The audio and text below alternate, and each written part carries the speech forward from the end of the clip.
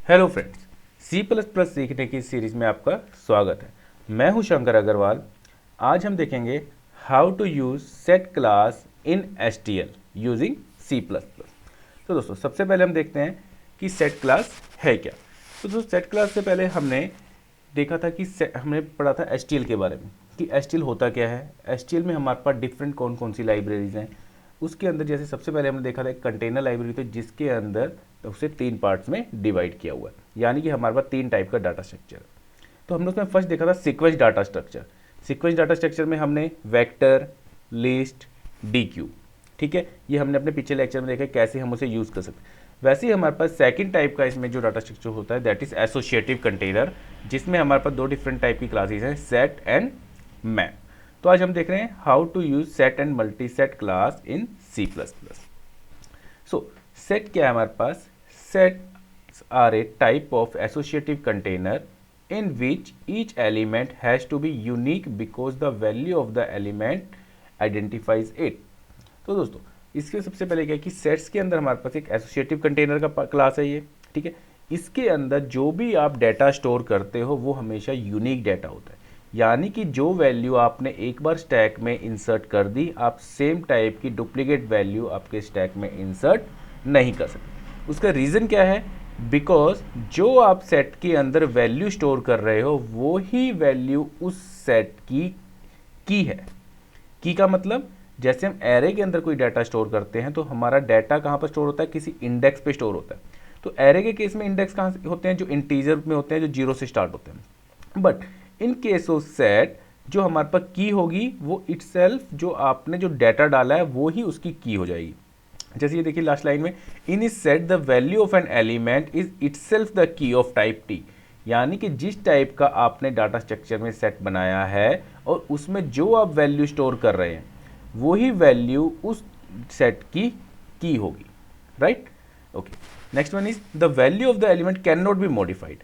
Set में आपने जो एक बार वैल्यू स्टोर कर दी है आप उससे चेंज नहीं कर सकते once it is added to the set, right. But it is possible to remove and add the modified value of that element। But आप उसे चेंज नहीं कर सकते अपनी लोकेशन पर, बट आप वहाँ से उसे डिलीट कर सकते हैं और दोबारा से कहीं और नई वैल्यू इंसर्ट कर सकते हैं, ठीक है दोस्तों। नेक्स्ट है हमारे पास कि सेट के अंदर जो भी आप डाटा स्टोर करते हो, जैसे the elements in this set are always sorted following specific strict weak ordering criterion indicated by its internal comparison object. कि सेट के अंदर आप कोई भी डाटा स्टोर कर रहे हो वो डाटा आप किसी भी ऑर्डर में स्टोर करो, बट सेट के अंदर वो बाय डिफॉल्ट एक सॉर्टेड ऑर्डर में स्टोर होगा। उसका रीज़न क्या है? जैसे मैंने आपको बताया कि सेट के अंदर जो भी डाटा आप स्टोर कर रहे हो वो अपने उसी डाटा की भी क्या है? वही।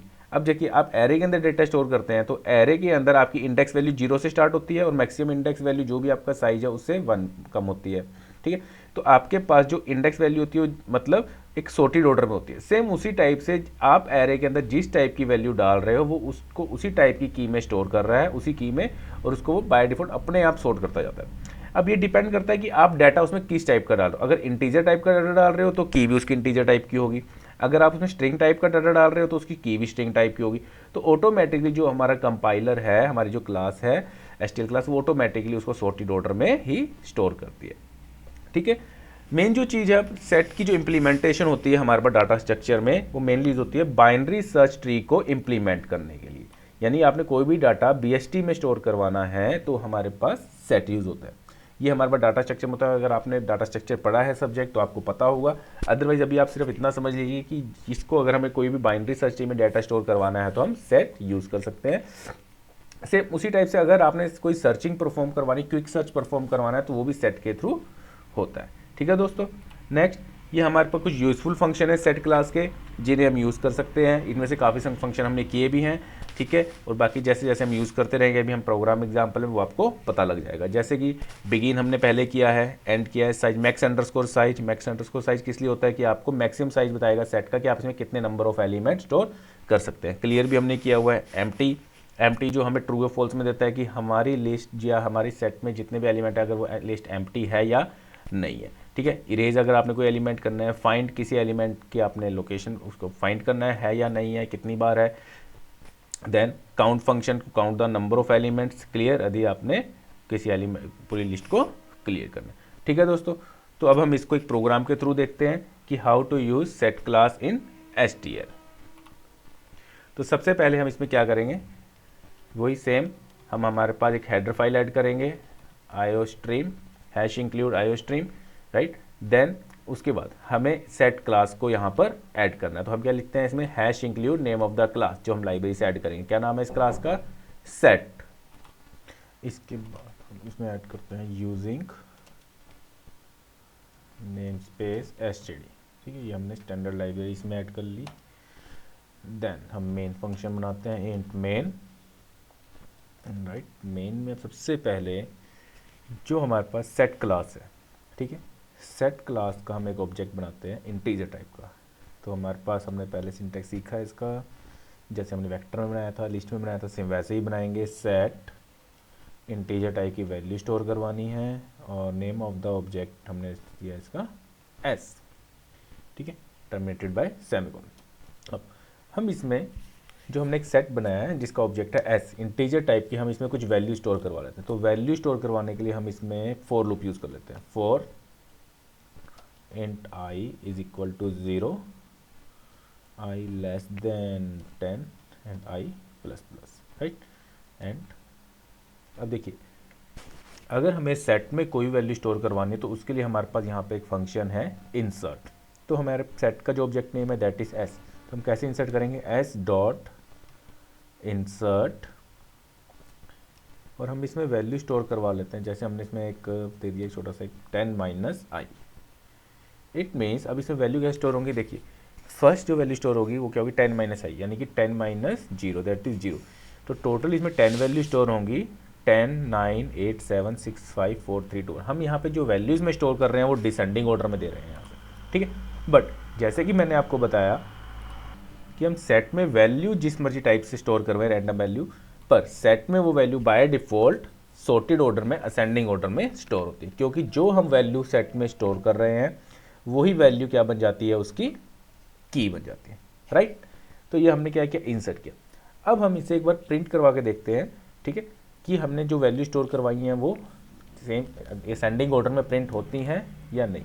तो सबसे पहले प्रिंट करवाने के लिए हमें क्या करना पड़ेगा, इसके लिए एक इटरेटर बनाना पड़ेगा, राइट।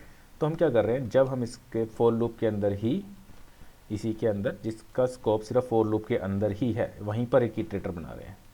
और ये इटरेटर बनाने का सिंटैक्स सेम वही है जैसे हमने पहले किया था, set int scope resolution operator iterator, name of the iterator object is it, equal to s dot begin. हमने क्या किया, एक पहले देखिए फॉर लूप के अंदर, इसको थोड़ा हम इस साइड कर देते हैं ताकि आपको नजर आ जाए।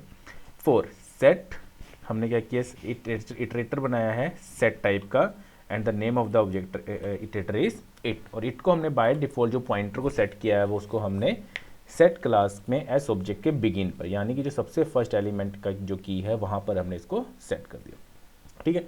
और ये इटरेटर हमारा कहाँ तक चलेगा, जब तक कि it is not equal to S dot end, यानी कि जब तक ये एंड तक ना पहुँच जाए उस लिस्ट, उसके लिस्ट के अंदर, राइट। उसके बाद हम इटरेटर में इंक्रीमेंट कर रहे हैं IT plus plus, right. Then हम फॉर लूप में इसे प्रिंट करवाते हैं। तो प्रिंट करवाने के लिए हम क्या यूज़ करेंगे, सी आउट। अब देखिए जो इट है वो इटरेटर है, इटरेटर एक तरह से पॉइंटर वेरिएबल है जो भी हम यहाँ बना रहे हैं, जो हमारी लिस्ट के अंदर कहीं भी पॉइंट कर रहा है। तो हम यहाँ प्रिंट करने क्या लिखेंगे, स्टार इट, क्योंकि it is a pointer variable, और हम इसके साथ कर देते हैं एंडल, राइट। तो अब हम इसको पहले एक बार प्रिंट करवा के देखते हैं, रन करके देखते हैं हमारे प्रोग्राम को क्या है। तो हम इसको कंपाइल करते हैं, execute compile and run. Okay, तो देखिए ये हमारे पास आउटपुट आ गई इसमें 1 to 10, 1 2 3 4 5 6 7 8 9 10, ठीक है दोस्तों। तो इस टाइप से हमने सेट के अंदर एक ऑब्जेक्ट बनाया और उसको इटरेटर के थ्रू हमने यहाँ पे प्रिंट करके देखा है, ठीक है।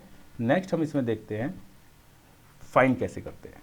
फाइंड करना है तो हम क्या कर रहे हैं, यहाँ पर एक पहले से एक ऑब्जेक्ट बना रहे हैं सेट क्लास का, set int iterator it, right. और हमें जब फाइंड करना है, देखिए फंक्शन क्या होगा, s डॉट फाइंड। मैं चाहता हूँ कि मुझे इसमें फाइंड करनी है वैल्यू 6, ठीक है दोस्तों। तो ये होगा क्या कि एस डॉट फाइंड ने वहाँ से वैल्यू का इंडेक्स फाइंड किया, की फाइंड किया और ये हमें रिटर्न करेगा। तो उस की को हम कहाँ पे स्टोर करवाना है, इटरेटर में, क्योंकि इटरेटर हमारा एक पॉइंटर टाइप का वेरिएबल है, ऑब्जेक्ट है। तो इसके बाद उसका एड्रेस आ गया, ठीक है। अब हम क्या करते हैं, हम इसे यहाँ से डिलीट कर देते हैं। हम बोलते हैं एस डॉट इरेज, जैसे हमने एक इरेज फंक्शन देखा था, ठीक है। हमने क्या किया, एस डॉट इरेज। तो इरेज होने से क्या होगा, इरेज होने के हमने इसमें फंक्शन पास कर दिया इट, यानी कि इट के पास जिसका एड्रेस है, एड्रेस किसका है उसके पास 6, तो उसको इरेज कर दिया। यानी कि अब जो ये हमारे पास लिस्ट जो प्रिंट होगी सेट की, तो वो क्या होगी, उसमें 6 हमारे पास नहीं होना चाहिए। हम करते हैं एग्जीक्यूट कंपाइल एंड रन। तो देखिए इसमें हमारे पास जो लिस्ट प्रिंट हुई 1 2 3 4 5, उसके बाद 7 8 9 10, यानी कि इसमें 6 अब यहाँ से इरेज हो चुका है, ठीक है दोस्तों। सेम इसी टाइप से अगर मैं बोलता हूँ मुझे किसी वैल्यू को यहाँ पे रिप्लेस करना है, जैसे कि हमने सेट के अंदर, मैंने आपको बताया था कि सेट के अंदर हम किसी भी करंट वैल्यू को रिप्लेस नहीं कर सकते जो ऑलरेडी हमने स्टोर कर ली है। तो हम क्या करते हैं, यहाँ से इस इरेज को कमेंट बना देते हैं। अब देखिए इट के पास किसका एड्रेस है, 6 का। नॉर्मली होता है कि हम पॉइंटर में इस टाइप से किसी की वैल्यू चेंज कर सकते हैं। हमने क्या लिखा, *8 इज इक्वल टू, लाइक मैं कहता हूँ कि अब 6 की जगह क्या आ जाए, 8 आ जाए, राइट। बट अब जब हम इसे कंपाइल करेंगे, ये देखिए एग्जीक्यूट कंपाइल एंड रन, तो क्या हुआ, यहाँ पे एरर आ गई, ठीक है। और एरर आप यहाँ से चेक कर सकते हैं हमारे पास, ठीक है। असाइनमेंट इज रीड ओनली, कि यू कांट चेंज, कि नॉर्मली क्या कि अब हमारे पास ये एक रीड ओनली ऑब्जेक्ट है जिसकी आप वैल्यूज़ को चेंज नहीं कर सकते, ठीक है दोस्तों।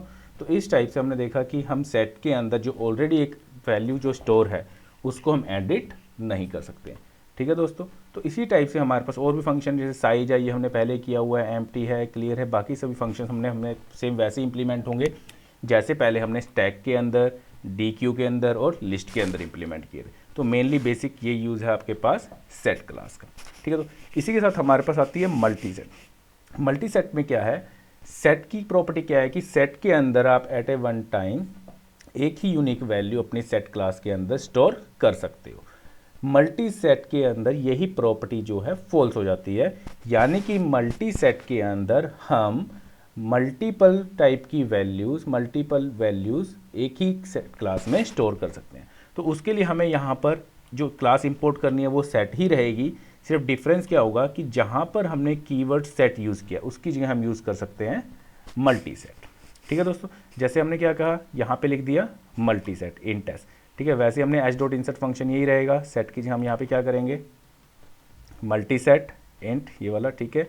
फाइंड कर सकते हैं, इरेज कर सकते हैं, जैसे हमने यहाँ पे सेट लिखा था तो हम यहाँ पे क्या लिखेंगे, मल्टी सेट, राइट, ये मल्टी सेट, देन और कहीं पे राइट। अब हम क्या करते हैं, इसको हम एक बार रन करके देखते हैं, पहले एग्जीक्यूट कंपाइल एंड रन, हम चेक करते हैं क्या कोई एरर है, no, there is no any error. अब यहाँ पे देखिए जो वैल्यू प्रिंट है 1 2 3 4 5 6 7 8 9 10, ठीक है। ये 10 की 10 वैल्यू जो हमने स्टोर की है मल्टी सेट में, ये एज इट इज़ स्टोर हो गई। अब हम क्या बोलते हैं, इसी के अंदर हमें कोई न्यू वैल्यू और इंसर्ट कर देते हैं सेम टाइप की, ठीक है। जैसे हमने बोला एस डॉट इंसर्ट 1, अब देखिए ऑलरेडी 1 पहले एक था, अब हमने एक 1 और इंसर्ट कर दी और ये लिस्ट क्या होगी, असेंडिंग ऑर्डर। तो अब हमारे पास जो 1 की वैल्यू है वो 2 टाइम्स आनी चाहिए, एग्जीक्यूट कंपाइल एंड रन।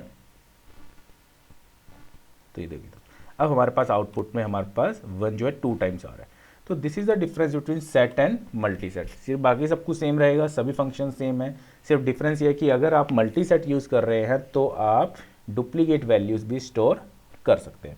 तो दोस्तों मुझे उम्मीद है कि आपको how to use set in HTL using C++ को कैसे इंप्लीमेंट करना है, कैसे यूज़ करना है, ये लेक्चर आपको समझ में आया होगा, ठीक है दोस्तों।